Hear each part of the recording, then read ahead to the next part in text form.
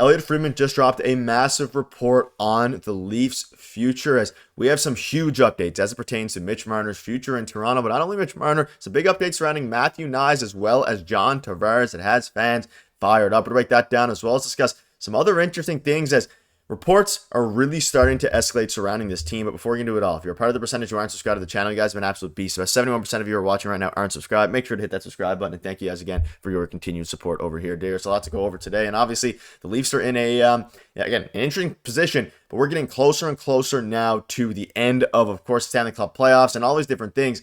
But regardless of that, even with the playoffs still going on, reports are starting to pick up. There's chatter between, reporters, all these different things. And Elliot Friedman has dropped a massive report. And let's start with the Knies and we'll start Matthew Knies. And of course, we have one on John Tavares and Mitch Marner as well here. But Elliot Friedman came out in the 32 Thoughts podcast and said the Maple Leafs and Matthew Knies both do not want to get it anywhere near offer sheet territory. Around the trade deadline when Toronto was weighing whether to move Knies or reshape the roster, there were some early talks about an extension, and their goal is to get a deal done before an offer sheet even becomes a factor. Both sides want it, but make no mistake, it's grind time now.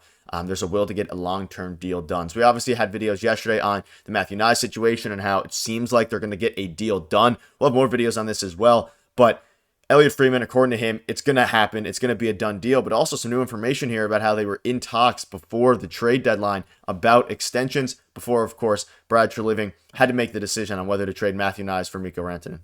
Yeah, there's going to be a lot to unpack today with these updates that, I think Matthew Knies right now is probably the number one priority for the Toronto Maple Leafs. We're going to talk about John Tavares in a second, obviously Mitch Marner, but one thing that I'm picking up here is Austin Matthews, while yes, making a lot of money, got his contract negotiations done very quietly. William Nylander, his contract negotiation was very quiet as well. Matthew Knies looks like, besides all these updates, it's going to get done pretty quietly, pretty quickly as well. And I like the fact that they don't want it to get to offer sheet territory. They want to get this done. And when they say long-term contract, I don't think they're talking about 7 or 8 years. I think they're talking 5 years, something in that way. But I don't think it's a bridge. I think they want to get something pretty significant, like 4, 5, 6 years done, which I think is fine, right? And we've heard the dollar amount is going to be $7 to $9 million. We know the salary cap's going up.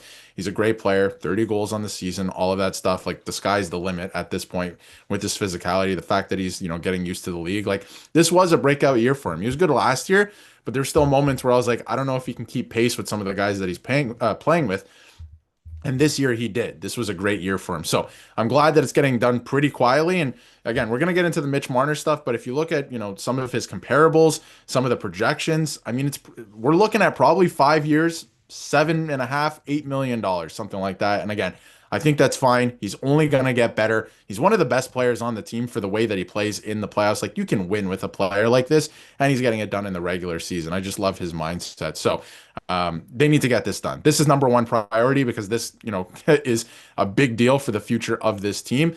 And then you can figure out John Tavares. And you also have to figure out what's going on with Mitch Marner. You need an answer there. And we're going to get to that in a second. But again, I like the way that this is going pretty quietly. And it sounds like they're going to get it done in short order. Whereas with Mitch Marner, that was never really the case. And again, a lot of people are talking right now. We'll get into it more specifically. But a lot of people are starting to change their minds. I'm seeing that right now where maybe the Leafs should keep Mitch Marner. Look at the way Carolina's playing. I don't think you can look at other stuff like that. You have to look at what he did for the Maple Leafs, and that is, the whole contract negotiation in 2019, what happened this season as well, and the fact that he's never shown up in the playoffs.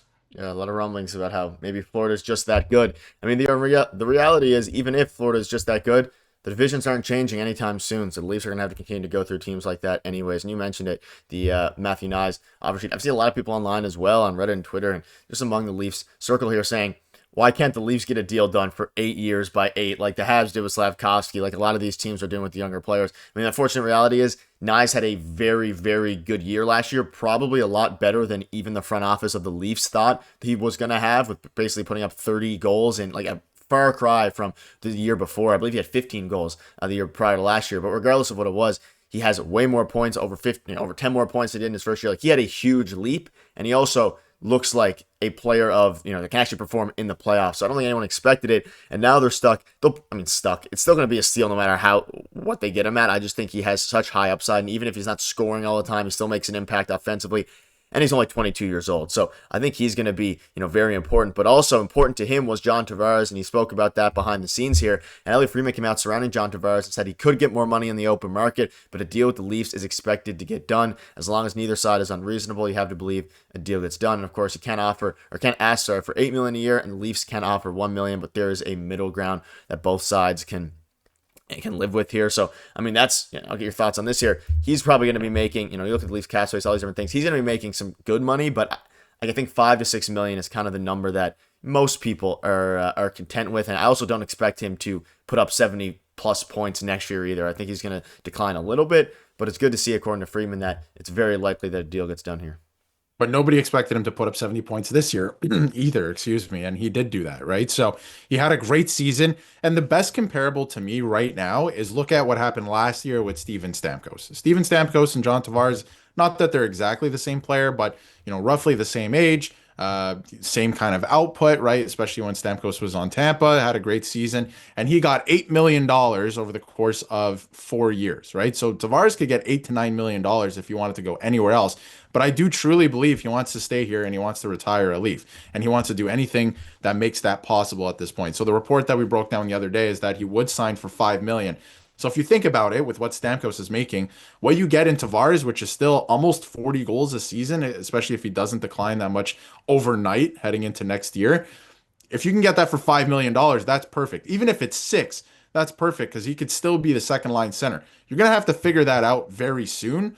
Like maybe he moves to the wing in 2 years or something like that. And again, the reports are 5 times 2, 5 times 3, something like that. So you will have to figure that out in the meantime, maybe sooner rather than later as well, because the foot speed has always been an issue, but it is a thing, right? But he can still play second line center right now. We saw that last season. So if you can get him for $5 million, that's perfect. I would have him back if it's at that dollar amount. Where, things get a little crazy, and what we were talking about last week is if he wants 8 or 9, if he wants what he's worth on the open market, it doesn't make sense for the Leafs anymore. But if he really wants to return, which sounds like he does, right? He wants to be a Maple Leaf. He left money on the table to be here the first time.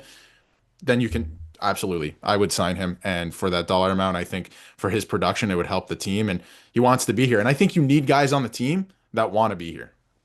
Yeah, and again, neither side being unreasonable is the key.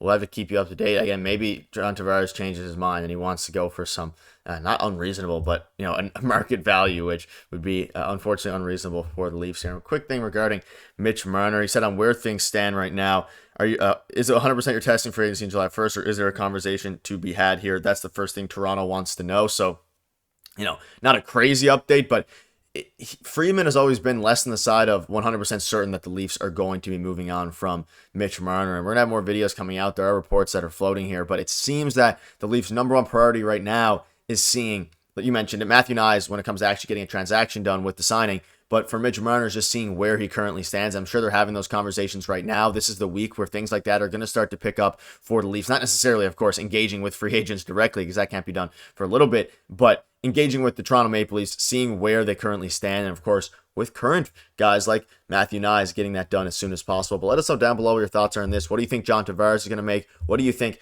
Mitch Marner is going to decide? And also, most importantly, do you think the Knies deal gets done? And do you think that 4 years, $7 million is going to be too much, or 5 years, $7 million is too much to pay him for a bridge deal? Let us know down below your thoughts. Thank you guys for watching. See you there.